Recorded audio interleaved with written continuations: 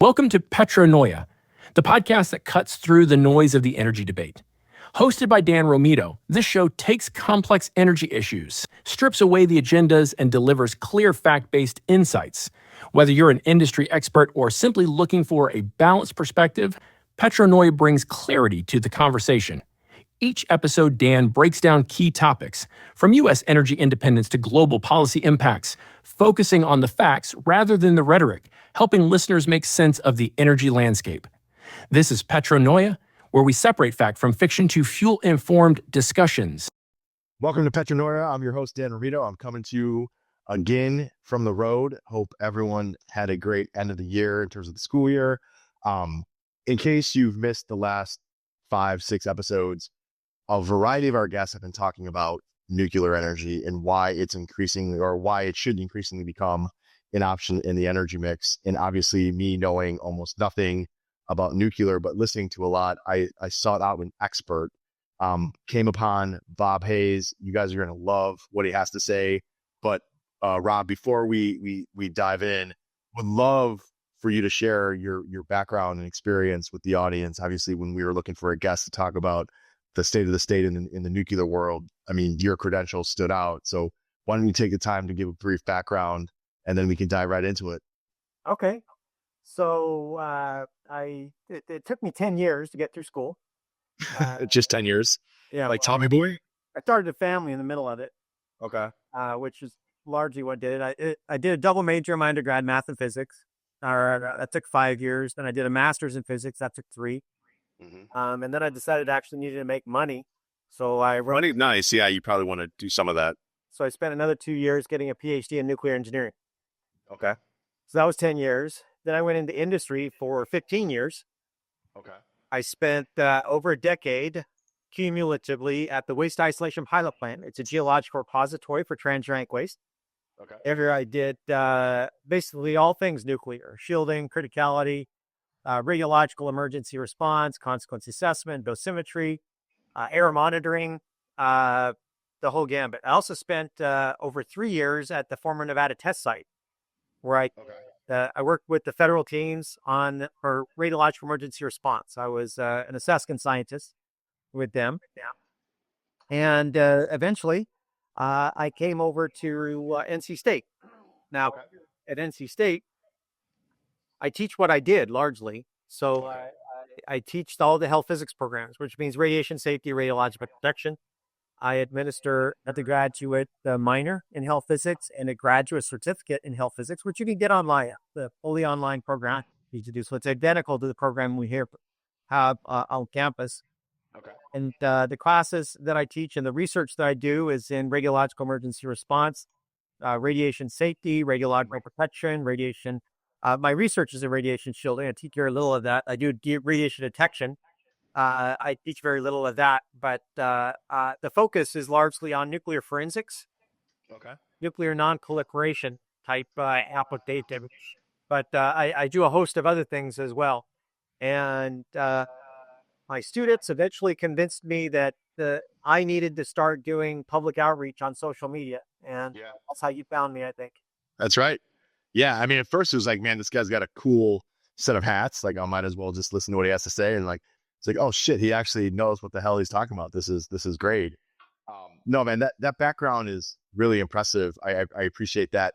You know, one of the things, as I said before, you know, we're in the midst of this discussion of how are we going to power the generative AI economy. And what people are coming to find, unfortunately, the hard way, is that it's an all of the above set of solutions. And for the time being, natural gas seems to be this predominant energy source. But the merits of nuclear are in a lot of ways underappreciated and, frankly, as you probably well know, misunderstood. Can you just talk about, you know, to start off with, like, why is nuclear, in your opinion, such a great, and I'm leading the witness here a little bit, but I don't think you're going to disagree with this. Why is nuclear such a great complement to the oil and gas industry, particularly as it relates to what we anticipate the power demand to be over the next quarter century? Let me see if I can throw the question back at you and get you to answer your question. Okay. If we had today mastered all the problems with fusion and were able to do commercial fusion at scale, what would that mean? I think it'd be amazing. The same thing. People don't realize this. They're both nuclear. The only reason why fusion is amazing, why you gave that answer, you might not realize it. The reason why you gave that answer about fusion is because it's got fantastic energy density. Yep. Energy density to compare with fossil fuels. When I do combustion of an organic material, on average, I get about 1 electron volt of heat out for every atom that takes place in that reaction with the carbon, hydrogen, all those atoms, about 1 electron volt per atom. That's about what I get. When I do fission, I get 200 million electron volts per atom. Wait, so I'm going to sound completely idiotic here. So are you saying that fission is 200 million times more powerful, or how does the layman interpret that? You get that much more energy per atom. That's on a per atom basis. Wow. Right. So every atom that goes in for the fuel, it's uranium-235 in this case, as opposed to the what you get for combustion. And all that's saying is the energy density. You get a massive amount of energy for a tiny little bit of materials. Right. So for a very small amount of materials, and that's what's attractive about fusion. Okay. And then just for the benefit for me, but clearly the audience, like fusion and fission, like we are far more developed on the fusion front than the fission front, correct? Just the opposite. So we've been doing commercial fission since the 50s. Okay. At scale, largely deployed, not till about the 60s, where we actually started getting the reactors fleet that we have today. Okay. So started getting built in the 60s and the 70s and the 80s. So it's basically when it stopped, right in that area. And why did it stop in that time frame? Why did it stop right? 3 Mile Island largely get a nail to it. After that, what we got from the Nuclear Regulatory Commission as a result, and mainly the fear that people put out, basically put a stop to it. People started protesting nuclear power plants so that coal plants could get built. Okay. Kind of ironic in today's world a little bit. Is that sort of lead? Was that? A long time ago. Yeah. And it seems like too, like some of these myths still are around today. And what I think is really interesting, and we've had this conversation with Emmett Penny, with Scott Tinker, they both will comment on how the myths associated with the entire nuclear industry are very generational. The older generation still has inherent fears about the nuclear industry, whereas even more of the younger, more liberal, more environmentally focused populations are like, oh no, like nuclear is awesome. Like, do you sort of see the same things in your practice as a professor? That tends to be the case. Yes. That's one of the prior passions that the our future generations are not adopting from our past generations. Now, it's not always the case, right? That if you've actually looked into it, you're just going to believe what your parents tell you about the world. Right. And the only time you're actually going to question them is when it matters. On everything else, you're just going to trust them. If you don't care, you're just going to trust them. Okay. But if it does matter, then you may question it. You may look into it. And when you do that with nuclear, what ends up happening is that you become pro-nuclear. And so we have 3 Mile Island, and then there's this sort of backlash in the nuclear community. Are there some other myths that have sort of permeated throughout the entire industry because of that event, or what are some of the other myths that you feel that have to be addressed in order for the average person to get the nuclear story correct? Oh my goodness! I would say so. I've been on social media for a long time. I think if there's an expert in anti-nuclear rhetoric, it's got to be me. I don't think anybody answered more public questions and addressed more public concerns than me. That just would be my opinion based on my experience. I probably answer about anywhere from 5 to 10 questions from the public a day. Wow. I've been doing that for about 5 years. Okay. And so I'm pretty familiar with all of the arguments that are out there that people have. What are the most common sort of what are the most common questions you get in the inbox?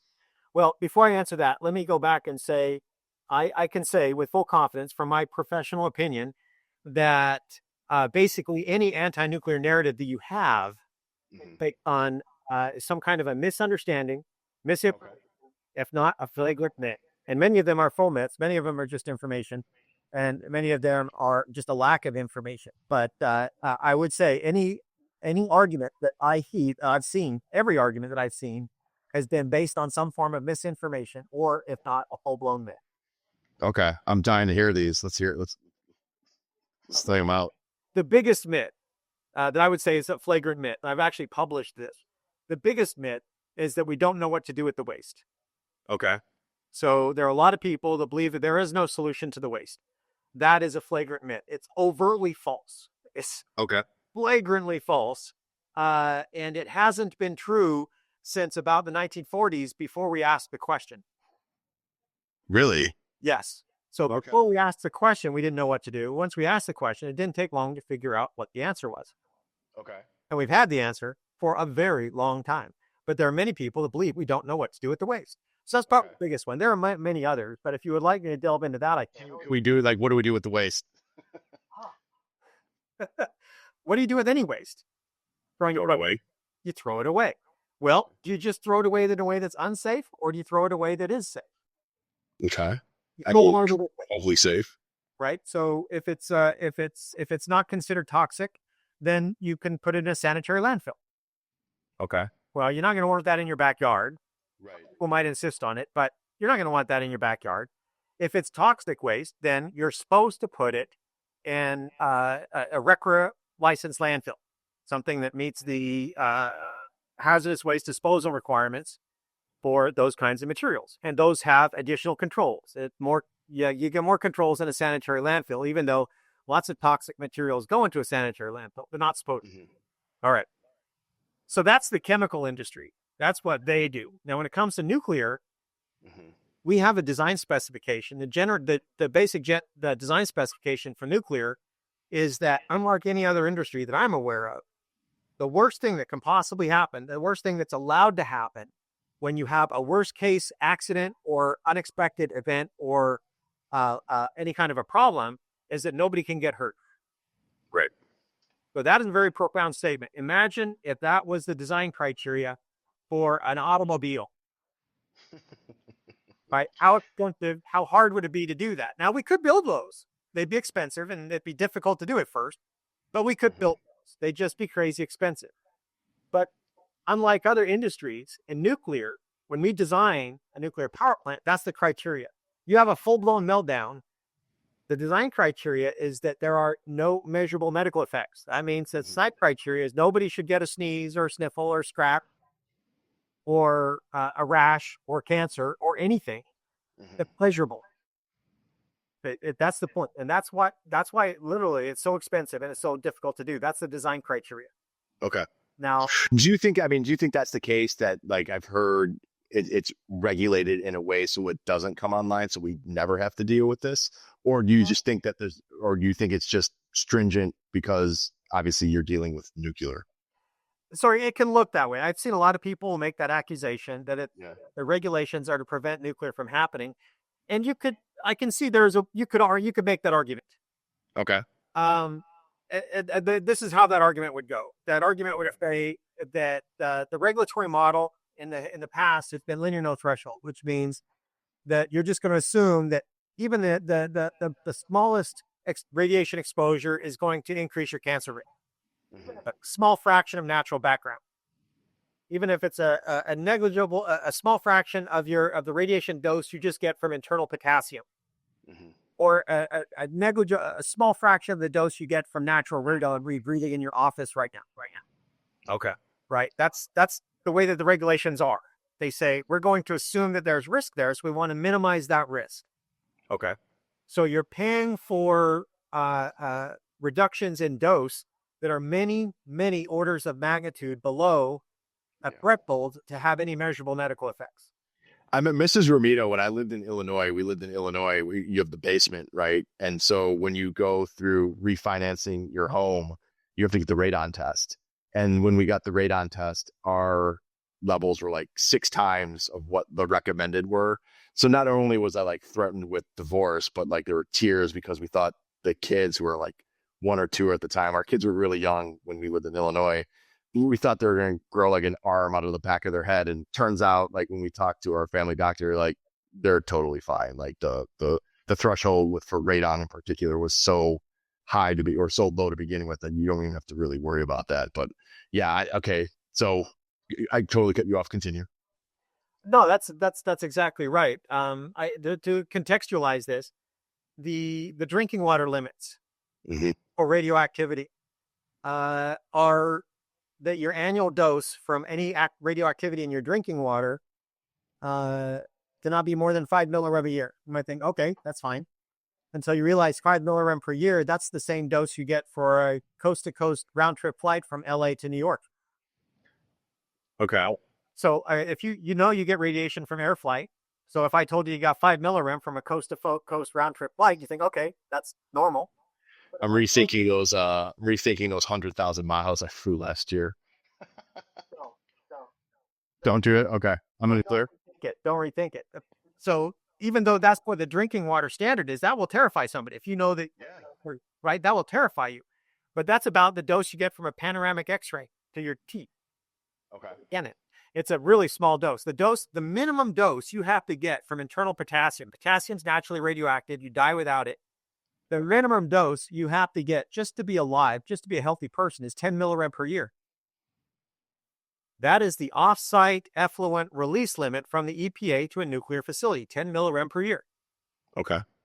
So these are values that are small compared to, so the total dose you get every year, you get about a millirem per day. You get about 310 millirem per year as a U.S. citizen. And so small fractions of that are actually small compared to the daily variation you get in your Joe. Yeah. It's just going to be a lot higher in the morning from radon and a lot lower in the afternoon from radon. And it's going to change with elevation. It's going to change with geology, how much uranium or thorium is in the ground below you. And so much larger variations than those limits. So the limits are incredibly small, but they terrify people. Right.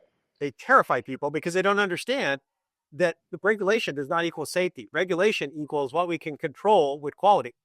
They're completely different. We can control quality, very small amounts, but that doesn't mean that it's not safe there. That just means that we're always trying to get the risk as close to zero as possible because the regulatory model assumes that any exposure comes with increased risk. Although there's no, there are, that's what would I say? That's as pure theory as any other radiation model that's out there. So why do the regulations do that? I mean, has the regulatory environment in nuclear evolved over the last, call it, couple decades, or is it still stuck in like the 80s, or like what is it? To be fair, like I don't know that much about the regulatory environment to judge it one way or the other. I'm looking for you to do that, honestly. But like, is it evolving in a manner where you can have this context provided, or what's the state of the state with the regulatory environment? So it's like I said, we assume linear no threshold, that any exposure provides some risk. So you're going to try to get that exposure as small as possible.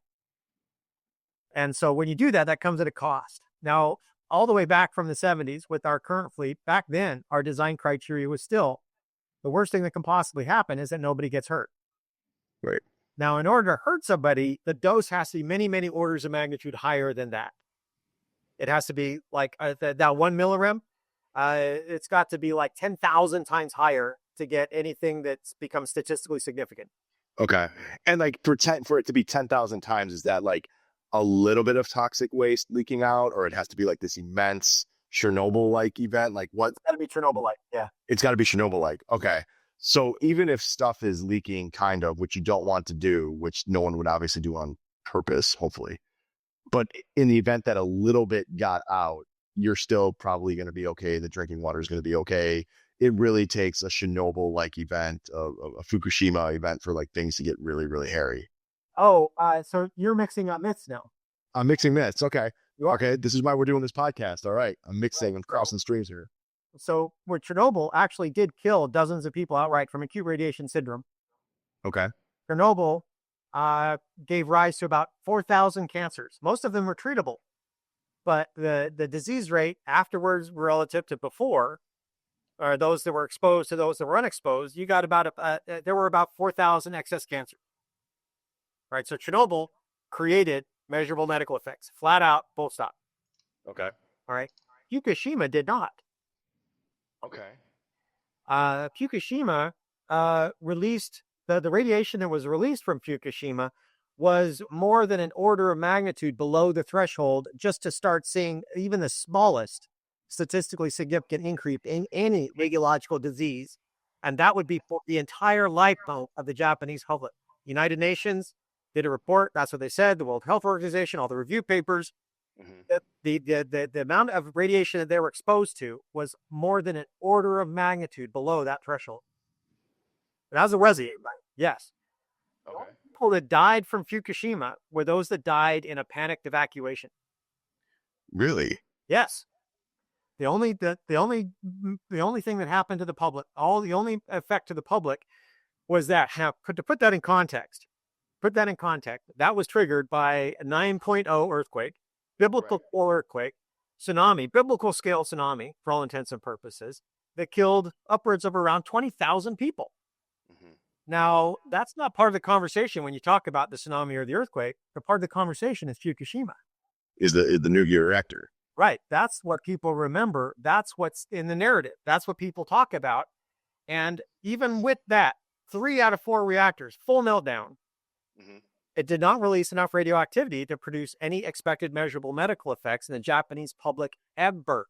For all eternity, with all of the knowledge, with all the studies, with over a century of research on radiation effects, that's what the science tells us. But that's not what you hear, even though that's what the truth is in terms of the best science that we have. And in your opinion, why don't we hear that? Is that there's this lingering anti-nuclear sentiment, and once again, man, like for the listeners, like I love me conspiracy theory, Dan. I'm sure there's conspiracy theory, Rob, but just your opinion in terms of like, well, why is that narrative not necessarily out there? Why? Well, it started with the anti-war protests. As far as I can tell, that was the real trigger. Now there are which war? Sorry. Nuclear war, anti-nuclear war. Yeah. So like Cold War. This is okay. People that were protesting nuclear weapons. Okay. And so from the protests of nuclear weapons, you can see why that would be considered a moral and ethical driver for community organization to try to get all countries, starting in the United States, to ban nuclear weapons. Now, there is apparently some evidence that some of the oil industries had started to try to fan that flame. Okay. And there are a number of conspiracy theories that they started it, but as far as I can tell, it really was promoted by those that were in the that were opposing nuclear weapons, and so by correlating that with nuclear energy, that became a reason to also oppose nuclear energy. Is that the narrative, and that even still applies today. There are still people that think that if you can stop people from using nuclear energy, that will stop nuclear weapons, which obviously it doesn't. Really? So again, just going down that rabbit hole really quick. I mean, you hear this with Iran, right? We do not want them to pursue nuclear technologies. Number one, it doesn't make any sense because, I mean, they have more oil than they know what to do with. But the argument against allowing, or at least the most popular argument against Iran getting nuclear technologies is to prevent them from getting nuclear weapon capabilities. Am I getting that wrong? Sort of. The only thing that people don't want Iran doing is doing uncontrolled enrichment. So and what is it? What is uncontrolled enrichment? Making weapons grade with uranium. Got it. Okay, like in Back to the Future, plutonium. So I guess that's a close enough layman analogy. I'm not aware of anybody in the administration, current or past, that has ever opposed any nation using the nuclear energy for the purposes of greenhouse gas free, stable electricity. When I've interacted with the decision makers, that would be like opposing them using hydro. Hydro too dangerous, right? The dam could break, you could kill lots of people, like what happened at Banqiao Dam, where that took out cumulatively upwards of a couple 100,000 people. That doesn't mean we should ban hydroelectric. It means we need to do it better. Right. And that's been my experience with when it comes also to nuclear, at least for the decision makers. that I've had the opportunity to talk to, both elected and non-elected, and that if somebody wants to use nuclear energy in a safe, compliant way, like with hydroelectric, God bless them for that. If we could do that in a way that, that maintains the environment, that is safe and doesn't threaten anybody, like what would happen if you did poor dam maintenance. Right? It threaten a lot of people if you didn't do good maintenance on your dam. If you're trying to cut corners properly. Other thing that nuclear gets threatened with, they say they're going to cut corners. They're going to be cheap, and so you can have another Bankow Dam where they get in the program. But a lot of people got hurt. But I mean, you can make that argument. But back to your point, why did this narrative get buried into our social narratives? It started back then, and then what ended up happening, in my opinion, is that once that moral and ethical outrage against nuclear weapons was conflated with nuclear energy, the narratives, the myths started to get born because the confirmation bias was there. Once you thought it was unethical to have nuclear energy, any kind of an argument against that, any kind of evidence or any kind of observation, you would then be able to see if that observation in any way supported your narrative. And then if you could read that into your narrative, then that would be something that would be easily socialized, because you could help your believe that they're on the right side by opposing nuclear energy by sharing these narratives that make nuclear energy look evil and bad. That's crazy, man. So, I mean, I guess this is part of the frustration that I have is we have this technology once again, and I would make the argument as like the layman that it's a military technology, and our military is not going to put their soldiers in harm's way. Like, for example, we've spoken to a couple people that work with, former commander or generals or commanders, whatever you want to call them, of nuclear submarines. They're perfectly fine. Like it's a nuclear technology. And then when you say, well, the military uses it, they're like, they just completely dismiss that sort of rebuttal. And the frustration that we have is, okay, we love generative AI. We know that's going to require a boatload of power. We know that there's this sort of adjacent concern about the emissions profile globally, but especially here in the United States and Western economies.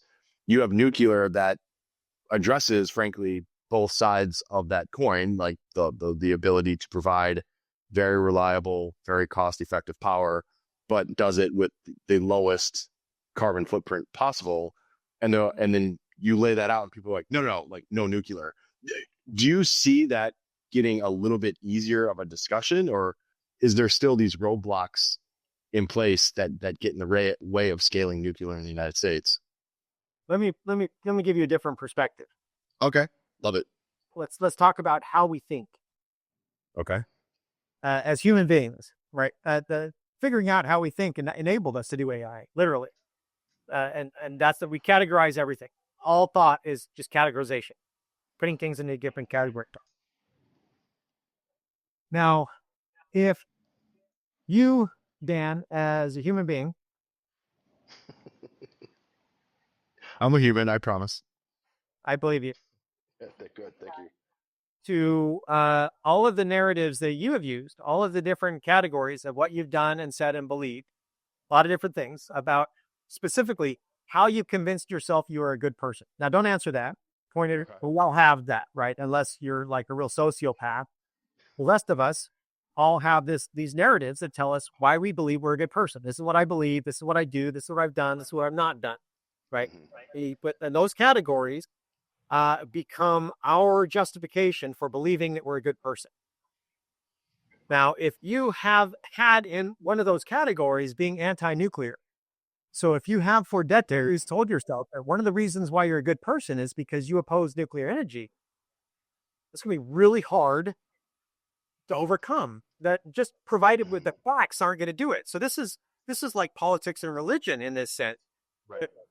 Because that's really where what's at stake. There is your narrative as to why you're a good person, and the narrative is why those who don't adopt those narratives are bad people. That those categories, whatever those are going to be sacrosanct. So that if you can't just reach across the aisle and say, here's a set of facts, change your narrative. It doesn't work that way, right? If that Be nice. if that's been part of your narrative, and until 2020, the DNC officially had part of their party platform anti-nuclear. Interesting. Okay, I didn't know that.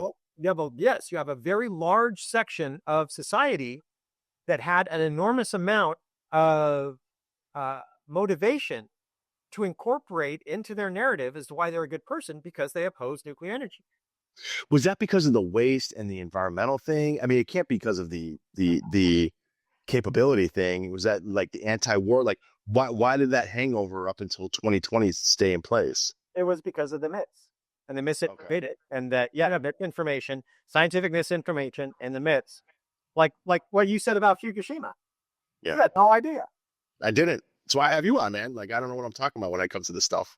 right? Okay. Here's Yeah, keep going. Keep going. I was going to say here's a very modern example: the Fukushima wastewater that's being dumped into the ocean. Right? You've heard about it. It terrifies people. Yeah. Right? They don't want to feel. They don't heat. They don't want to. They think that it's going to poison the ocean and it's going to contaminate the earth. That tritium, it's what it was contaminated with. That's a naturally occurring radionuclide. It's created every day in the upper atmosphere, just like with carbon-14. The amount of tritium that was in that water was so low, if you increased it by a factor of 5, it would have met the drinking water standards. In the U.S. In the U.S. Okay. That was the IAEA. Sorry, no, that was the IAEA value. So that was the international value. So here we are crushing a ton of tritium, not knowing about it, and then being super worried that the tritium that's being poured into the ocean because of Fukushima is roughly a fifth of what we're already taking in on a daily basis. It's a fifth what you'd be allowed to. You're actually taking in a lot more than that. Oh, awesome. I'm explaining those headaches. Okay. Why is this not as known? Like, who's holding this back and why? Like, is this a narrative that's dominated by a certain group that just will live and die by the anti-nuclear sword? Or like, why are there people like me in the world where like I am mind blown by these facts that you're spitting out to me? Well, a lot of the problem is that I've heard it argued, and it could very well be true, that the nuclear engineering is probably by many is argued to be the most difficult engineering discipline. Probably something to that. And so what that also implies is that the people that are attracted to this and that do well in this are attracted to very technically deep, scientifically rigorous disciplines. And historically, they're not the greatest communicators. Okay. Story here's a personal story. Yeah, I love these anecdotes because I have a couple of my own on this, but yeah, let's go for it. This is me confessing my sins. Okay. So some time ago, I went out to a spook alley with a bunch of friends. Right, a bunch of us adults. I'm just gonna guess, but even before this kind of contextualize it, we did a bunch of Jello shots before we went in. Right. That a boy. This is like a big 2-hour thing, right? Going through corn mazes and doing all these. Yeah. But we were just out having fun. You were crushing Jello shots before a corn maze? Okay. I knew I'd like you, man, but yeah, that sounds okay. So it was fun. All right. But one of the ladies that was there, she was just making conversation. It was the first time in our group, right? There's a social Facebook group. And it was her first time in the group. And so she was just being friendly. Yeah. I didn't even think about it, right? She was asking people their zodiac sign. Okay. Talking about that, right? And so she asked me what my sign was. And my response was, I'm a scientist. Smooth, Rob. Smooth. That a boy. So that just contextualizes, how I do public communication in a normal setting. It's like, you're going to talk about astrology. You can talk about it all you want, but if you're going to try to enroll me in talking about astrology, it's not going to happen. Right. And I didn't have really the soft skills to say, I'm not really into that, which is what I could have done. Well, it's funny you bring that up because this is something that we've been sort of preaching the last 5 years, in oil and gas in particular, is this space is so amazing at execution, right? If you look at every aspect of oil and gas execution in the United States, we do have the lowest emissions. We do have the best health and safety. We have the best technology. We're some of the most innovative thinkers on the planet. When you talk to just some normal person on the street, they associate oil and gas with whatever they saw on Landman with Billy Bob Thornton, or just blowing shit up, like drilling holes in the ground, and couldn't be obviously any more further from the truth. And the ask is for the sector to get better at storytelling, and frankly, they have. Like it's gotten, at least in my time, the last 5 years, it's gotten so much better. But there's this running joke, and I'm sure you heard this because it's cliche now. It's when you ask the industry what time it is, all they want to do is tell you how to make a watch. It's like, no, dude, like I just want to know that it's 3:30 and we're good. And they're like, no, like let me tell you like the intricacies of like this watch. It's like I don't care. Like I don't care. And to them, like it's either super offensive or they just can't register it in their mind. Like, well, why wouldn't you want to understand the mechanics on this watch? And it's hilarious to me that you bring that up. And it sounds like nuclear has a lot of the kind of issues on the storytelling side. You know, another issue that we found out or that I'm learning about on nuclear is this stuff. There's like this weird juxtaposition. It's like the cost effectiveness of nuclear, right? Because to your point, the energy density is so appealing, but the sheer cost of getting these things online is astronomical. Like outside of the regulatory, which I'm sure that's a large portion of the question, like why the hell is that? So there are two things. It's the financing model is more like hydroelectric. There's massive upfront costs, but after that, it's just really just maintenance. The fuel is like 5% of the cost, or the fuel lifetime of the facility. It's a very small fraction. Okay. And in a sense, that model is more like hydroelectric. But now imagine, like what I said with the car, if you had to design that so that the worst thing that could possibly happen is that no one gets hurt. I mean, you can't. It's difficult to control for fear, and some people would like you to do that, right? Like with Fukushima. Yeah. But the design is that nobody gets hurt. There are no expected measurable medical effects ever. Right. And so if you've got to design a car to do that, right, to roll down the cliff, to fall on a big spiky rock, to fall in a lake, to go through a tunnel fire, right? That's the criteria that our transportation packages have to have in order and not leak. All of those. Tunnel fires? Yes. No shit, really? 1,500 degrees for half an hour. Yeah. It's got to do that. It's got to fall down like a 40-foot cliff onto the hard surface, a 4-foot drop onto a spike, and then it's got to be submerged 50 feet and for 8 hours, and then a tunnel fire, 1,500 degrees for half an hour. Okay. Punctually, but then it can't leak after all of that. Yeah. Right. So we can do that. It's just not cheap. Right. And that's the criteria that we have. That's the specification. Nothing bad. If something bad happens, it's not because of radiation. That's the point. Okay. We're controlling the radiation to that level, and we can do it, but it's not free. At least you haven't come up with technology that makes it free. The technology that we have makes it so that that you can do that right now. These next generation ones, the evacuation zone and full meltdown is within the fence. Okay. Right. There's no longer an offsite evacuation for full meltdown, like what happened with Fukushima. Not basically lose the plant. You lose whatever investment you had in the plant because that's going to be expensive. Yeah, I mean, it's another part of like the narrative that I find frustrating. Once again, the layman here who's sort of done his internet research and has enough to be dangerous with, but like it seems the conventional narrative of the nuclear power plant is what we see in The Simpsons, right? This big behemoth that some goofball like Homer Simpson goes to work at, and he brings home like the nuclear rod and all that. But like when you talk to companies like Oklo and you look at their SMRs, like the technology is actually really impressive and super amazing and almost like alien-like. Like, do you think the advancements of like SMRs in particular is going to improve the narrative, or are we just getting started with that? Or like, what's the state of the state on SMRs? Oh, well, so the state of the state is that in 2020, when the DNC removed being anti-nuclear from their party platform, they added in that they do support advanced nuclear, which means Gen 4, which are these new SMRs. So Okay. at the moment, we're in this sweet spot where both political parties actually support nuclear. They support new nuclear. Now, they don't support the old stuff. So they still The have. Homer Simpson stuff, right? Sorry? Is that the Homer Simpson stuff? The old stuff? No, What's the old the stuff we have now. Okay. But they never supported the stuff we have now, and they still don't support the stuff we have now. But they do support advanced nuclear, which is where the evacuation zone is within the fence. That's where you're using all the new tech, all the modern material science stuff that goes into these, like the Trizo fuel and so forth, but designs that they talk about with these SMRs. And then, okay. So back up a little bit. You said the infrastructure. If we're going to scale, for example, SMRs, do we need to retrofit existing infrastructure? Does it require new infrastructure? Like that's the other part, is like the distribution and the transmission portion of the equation. Like, are we there yet? Or is that a whole other just bag of worms that we are going to freak out about?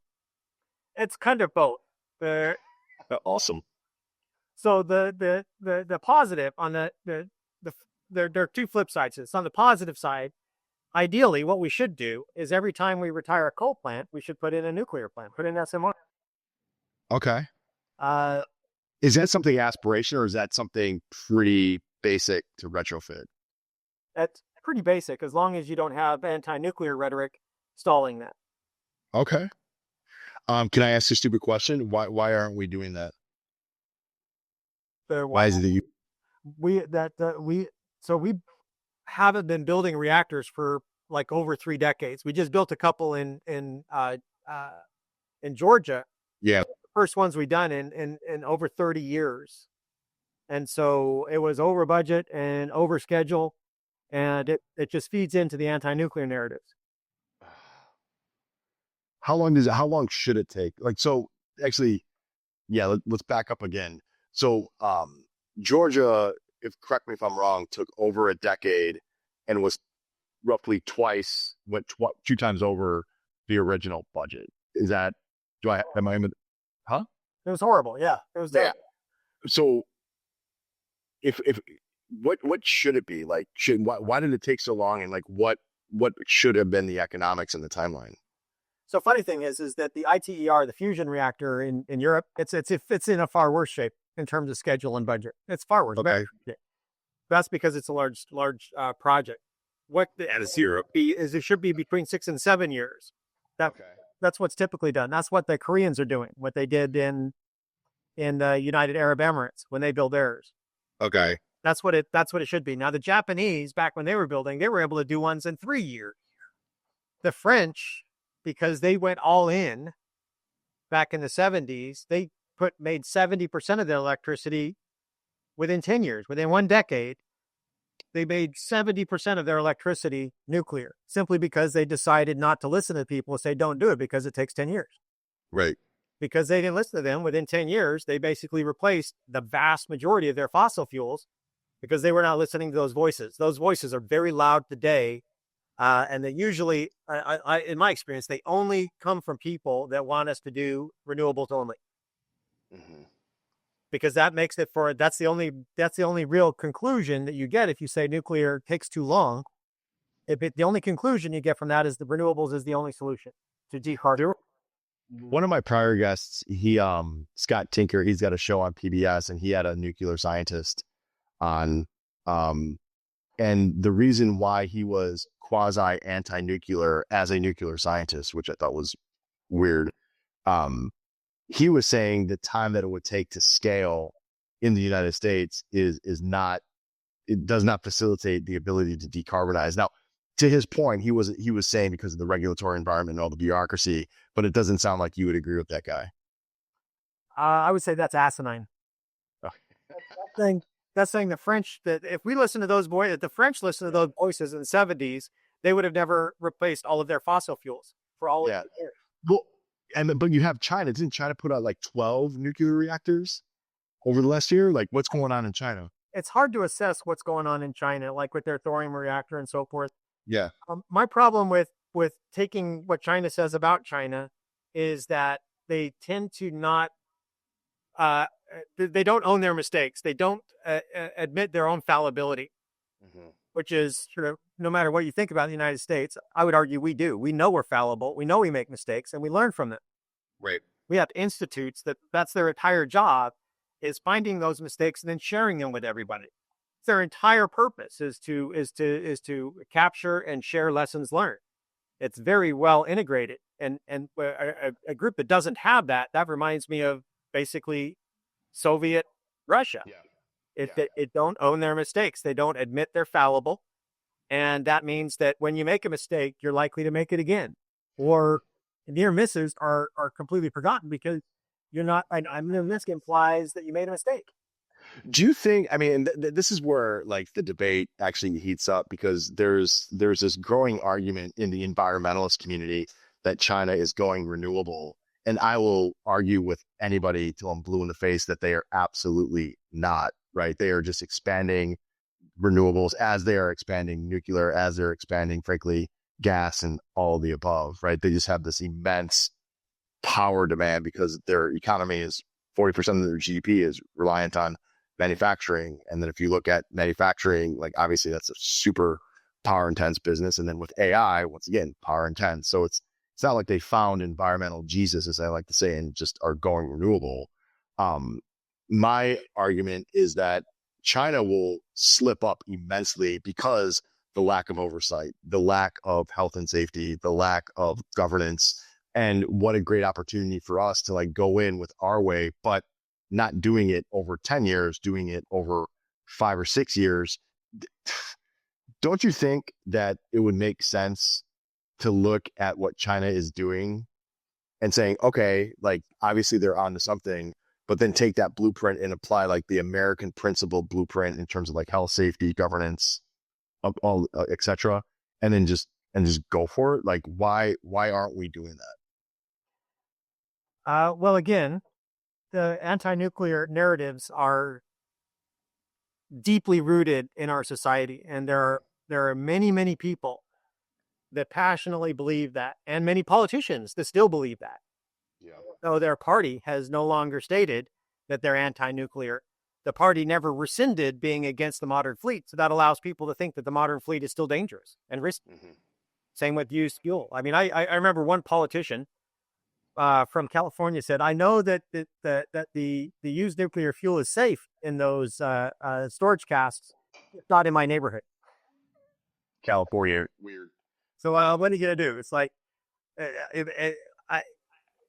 when you have that confirmation bias, again, same thing with politics and religion. I would argue that this is largely driven by politics. Yep. And that's the main reason why we've had these problems in the United States, is because a political party has opposed it for so long that's ingrained it in many people's mind to think that the moral and ethical thing to do is to oppose nuclear energy. But with the DNC, as you said, sort of supporting Gen 4, do you see that getting better over the course of time?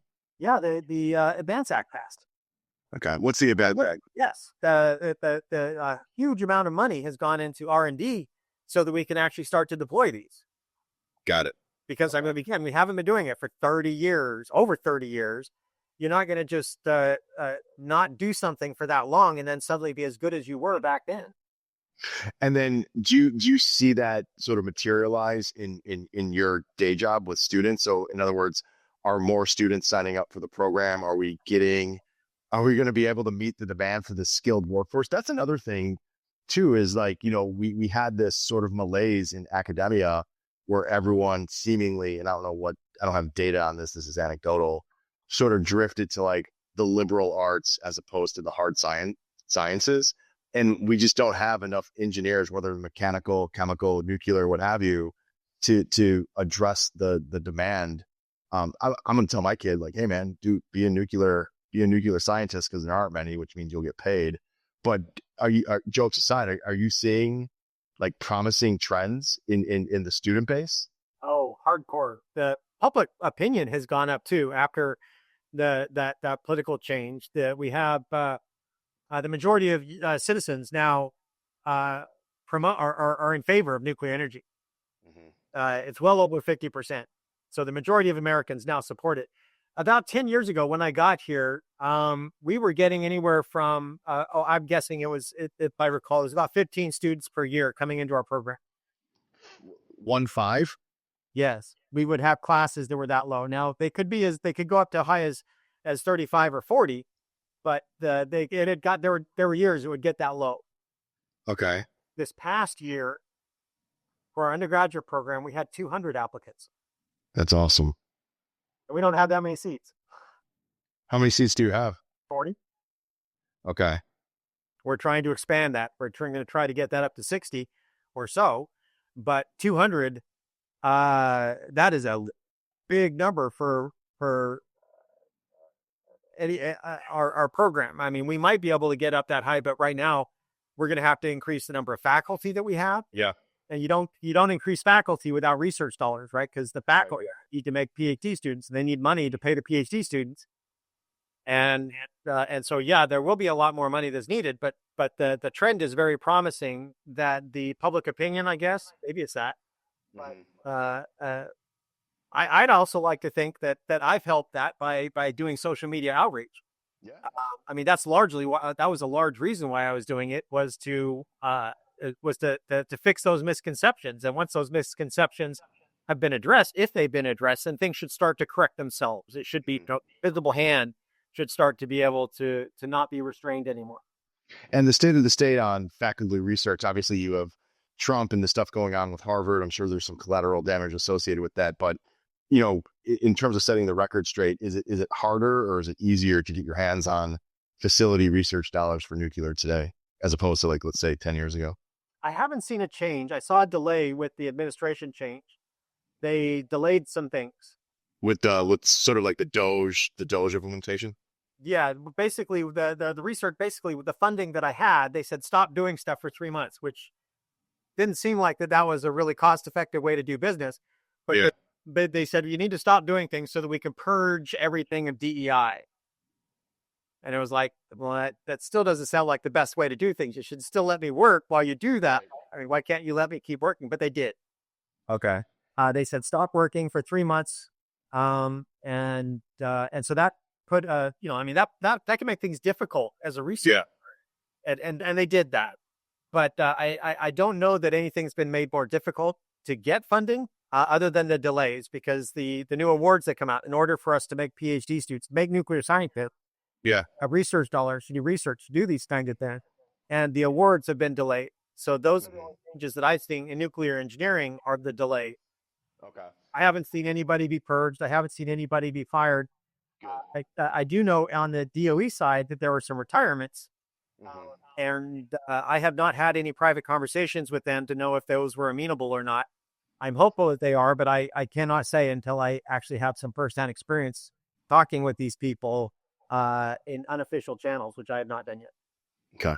And then another interesting component about the future of nuclear is, there's legendary stories about, in the day, the natural gas industry going in the cloaks of secrecy against the coal industry, right? Some of the largest lobbyists against coal were natural gas. When it comes to nuclear and then oil and gas, is it Bloods and Crips, or is it much more of this complementary kumbaya relationship? Like how do you see the relationship between the oil and gas community and the nuclear community interacting? So I'm really just in the nuclear side. And when I looked at any interaction, at least communications from people who have feet in both, basically utilities that have both, the impression that I get from them that is kumbaya. That they do see that fossil fuels will be phased out, the energy production, and that they'll eventually just be used for manufacturing. Okay. And that short term, they'll still provide transportation fuel. Long term, that will even be phased out, because the end all is, do you want to have high energy density? High energy density means great safety. It means environmentally friendly. You don't get environmentally friendly, literally, unless you have high energy density. The environmentally friendly thing about renewables is that they don't emit greenhouse gases while they're deployed. That's it. End story. There is no other environmental benefit from them other than they don't emit greenhouse gases when they're deployed. They take up massive amounts of resources, lots of mining and milling and manufacturing, lots of waste. then they take up a massive amount of land footprint that otherwise could still be pristine nature. The energy density allows you to have a negligible, if you have massive energy density, like with nuclear fusion or fission, have a negligible impact on the environment and still have all of your manufacturing, electricity and transportation and logistics and culinary and everything with a negligible impact. It's a fantastic future that requires that you have nuclear energy fission. We've looked into that very extensively. Like, obviously, I live in Florida. I don't know if that was obvious. I live in Florida, and there's this trend over the last decade where they are chopping down massive forests, like, in northern Florida too. So like those southern Georgia pines, chopping down forests to build these solar farms. And people are like, what the hell are you doing? And, there's a book by Michael Schellenberger, Apocalypse Never. And, we've spoken to a variety of people talking about footprint. We've actually looked into this pretty extensively. And once again, I'm going to give averages here, but just to mirror your comments with some data, and would love your comments on that. A solar farm, right? You need about 3 acres per gigawatt hour, right? That is sort of like the mandatory footprint for solar. With wind, it's 26 acres per gigawatt hour. Nuclear, it's 0.06 acres per gigawatt hour. So for context, if you are going to produce roughly, let's call it 3.3 million gigawatts, right? Which is the higher end of power required for generative AI. Just for context, 40 Yellowstone parks would cover that requirement for wind. So like, in other words, a wind farm would require 40 Yellowstones. Like that's huge. For the same amount of power, it's 1/10 of a Yellowstone. I mean, the nuclear footprint is so ridiculously smaller. I for even people who are on the conservation side, like, they don't even talk about the land stuff. And once again, I know that there's the narrative, and I don't want to beat that horse. But when you're matching this with the actual numbers, it's not like a little bit. It's crazy how much different it is. We also have the problem of people chopping down our forests and our woods for solar, but I've also seen agriculture get switched over. So what was prior agricultural land that was making food is being devoted to energy. That's bad, because then the land goes fallow. Yeah, so let's do this. We have about, let's call it like 10 minutes. I'm going to lay out the 5 nuclear myths, like, and we're going to repeat these, and just the 2 or 3 talking points that, hey, I'm at a party with one of your engineering buddies, and this comes up. I'm immediately armed with how to rebut that myth. Ready? It's almost like a rapid fire. All right. Nuclear energy is dangerous and prone to disasters. It's safer than wind, literally, and that's including Chernobyl. Why is it safer than wind? Statistically, if you look at the deaths per terawatt hour that have been created, nuclear is safer than wind in terms of deaths per terawatt hour. How do you want to kill the least number of people to get energy to your city? If you do it with wind, you're killing more people than you do with nuclear, and that's assuming that that Chernobyl is representative of nuclear, which is not. I love that one. I'm gonna steal that. All right, myth number 2: there's no solution to nuclear waste. There's basically always been a solution to nuclear waste. There's a licensed geological repository in southeast New Mexico, licensed by the EPA in 1999 for transuranic waste. That's plutonium-contaminated waste, and it's been operating since 1999. They had an actual event, a worst-case event, where a drum deflagration, Los Alamos National Laboratory sent them a drum that basically exploded. It aerosolized about 7 curies of americium, an enormous amount of that. And the off-site release of that americium would have basically just didn't quite, but almost doubled the amount of americium that was already on the ground from the atmospheric nuclear weapons testing that occurred in the past century. Because again, the safety features worked. It worked as designed, and it terrified people. But the release, if it was controlled and planned, it would have been a small fraction of their release limit from the EPA. Remember that 10 milligram per year? Yeah. Yeah. The ones that I'm drinking every single day. It would have been about 1% of that. Okay. I love it. And it terrified. Okay. And All right. yeah, there is It's number 4. just across the border in Texas. Nuclear energy. There's a low level waste disposal to still build. for A, B, and C waste. Oh, I think you're froze. Can you hear me? Yeah, I think we actually got connected. We can do that. All right. So myth number 3: nuclear power is too expensive and too slow to build. It's too expensive not to do it. The French analogy is a great one. Yeah. If you're not going, it's like saying college is too expensive. It's like saying that buying a home is too expensive. Yes, there is a great initial cost, but there's a bigger cost if you don't do it. I think you froze again. No, I'm still here. Did you get that? I think we got that. Hold on.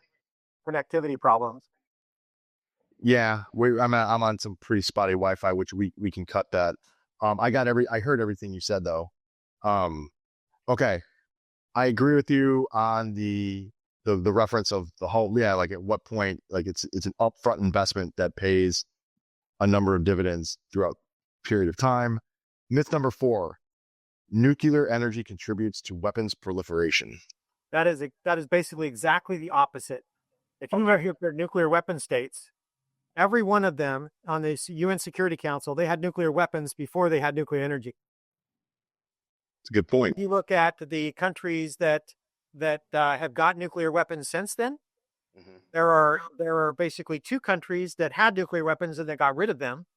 That have nuclear energy. That would be like Ukraine. They had energy, but they got rid of the nuclear weapons. And there were 2 countries that did not have that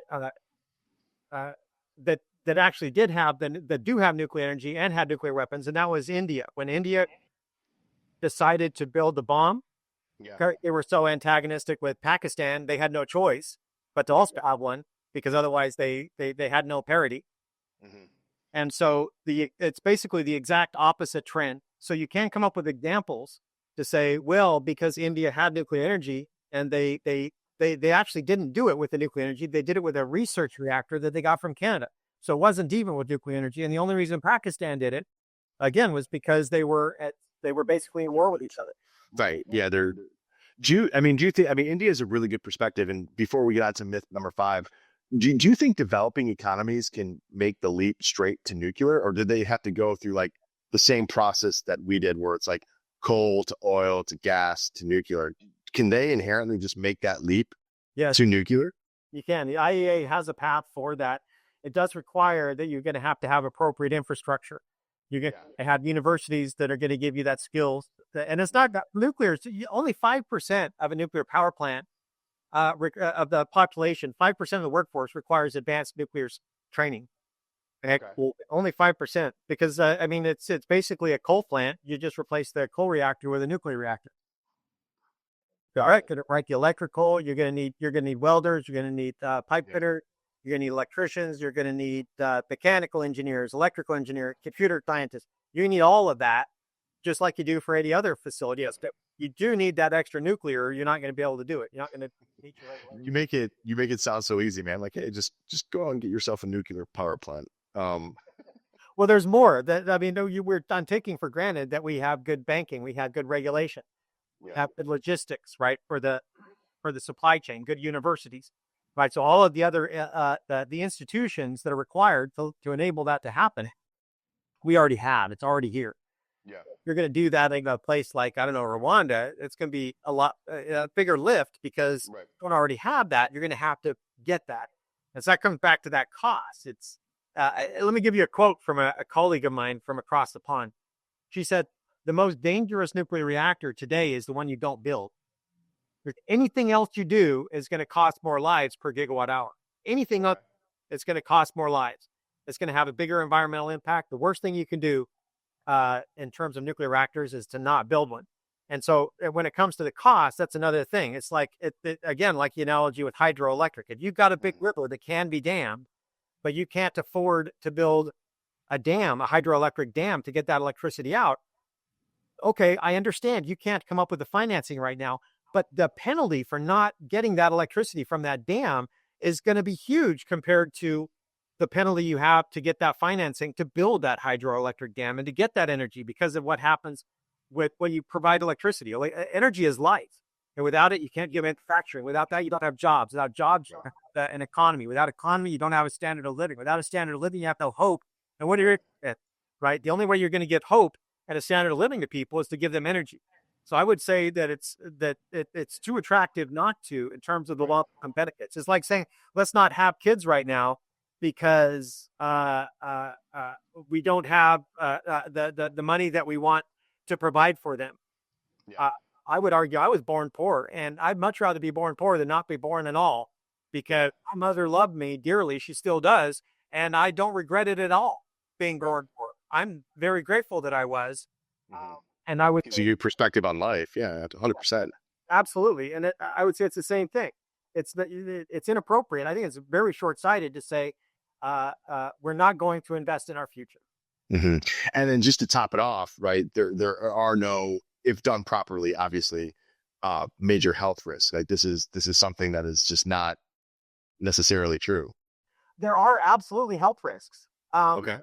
But I would say there are health risks with having a window, right? If that thing breaks, right? How many people can die from a broken window, from the glass, right? That's a narrative that you would use if you wanted to ban window, right? Or a knife, right? You say we should ban kitchen knives. How I already die every year from kitchen knives. You could come up with a narrative to ban that because you could make those numbers sound really bad. Like hydrogen monoxide, right? How many people drown every year, right? You could say, well, let's ban this stuff, dihydrogen monoxide. It's the primary component of all deadly cancer and all deadly bacteria. It is literally the acid with the highest pH. No chemistry. Literally the chemical with the highest pH. Thousands of people die from an inhalation every year, and that's literally water. That's literally water. All those criteria, right? Thousands of people die from inhalation of water every year in the United States. Yeah. Right. pH of 7, which if you just go a little bit above that, it stops being an acid and now it's a base. So it's by definition, the highest pH acid known to chemistry, by definition. But you can turn that narrative to make it sound scary. Yeah. Right? It's the primary component of all life, which includes deadly cancer and bacteria. Now, if you use that same approach with nuclear, you can make it sound bad. And so there are risks, right? People have died from too much radiation. But with the regulations that we have right now, remember, it's not legal for you to get anything but a small fraction of what you normally get. Right. Just from radiation of being alive from the Earth. The everyday living. Yes. And so the radiation that people get from a nuclear power plant is less than 0.1%. It's a small fraction of that compared to the radiation you get from all other sources combined. It's just an arbitrarily small fraction, and yet it terrifies people and gives them rise to ask these kinds of questions, right? Is it okay to live next to a nuclear power plant? I've had people say that, right? Would you live next to one? And right across the office from me, right across the hall, there's a nuclear reactor over there. Yeah. Right? We have one here powering the Raleigh area. It's not so much that I wouldn't have one. I wouldn't live near one. I work next to one. Yeah. Worked at the waste isolation pilot plant. I would have been happy to have that in my backyard. I'd much rather have that than the refinery. Yeah. Closer. That's Well, hey man, I love this. This flew by. I really appreciate the time. For people who can look up your stuff or see your videos, like can you plug where to find your material, your videos, your advocacy work? Oh, I'm on pretty much all of the different social media platforms. My biggest following is on TikTok and then Facebook. Mm-hmm. That's where I get over 1 million views a month on those. Yep. But I try to post on it because it's not that much of an extra effort. Once I made a video, I'll just post it on all the different platforms. Are you a self-producer? Yes. I used it. Even more impressive. That's even more impressive, man. Never been paid a red cent. In fact, there have been times I've been so passionate about a message, I would use my own personal money to promote a video that I thought really needed to be shared in the community. But yes, I've never been paid to do nuclear advocacy. Now, will change, but I don't intend to. But what is the most views your most popular video has received? Ever? Oh my goodness. I've had videos that have gotten multi-million views. Yeah. I think it was talking about. I don't know for sure. I'm guessing it's the one where I talked about if Russia attacked us with nuclear weapons, because I used to be on the federal response teams that would have been the teams that responded to that. And I've done a number of exercises for that as well in my career when I was doing that professionally. Really? Okay. Before we go, what was that like? I liked it. It was the biggest problem was I had to live in Vegas, right? That I was stationed at the Air Force Base, but I was working for the contractor that ran the former Nevada test site. Okay. And so I spent summers out there at the Nevada test site, which were miserable. Yeah. Summers in Vegas are pretty brutal. I can attest to that. It's like 50 miles from Death Valley out there at the test site. Oh, it was brutal. Gross. Well, my friend, Rob Hayes, thank you so much. Like I said, check out his stuff, check out his TikTok, check out his Facebook. You will learn quite a bit. You will be armed with how to rebut the anti-nuclear settlement. Can't thank you enough, my friend. Looking forward to the next one. Have a good day. You too, sir. Thank you.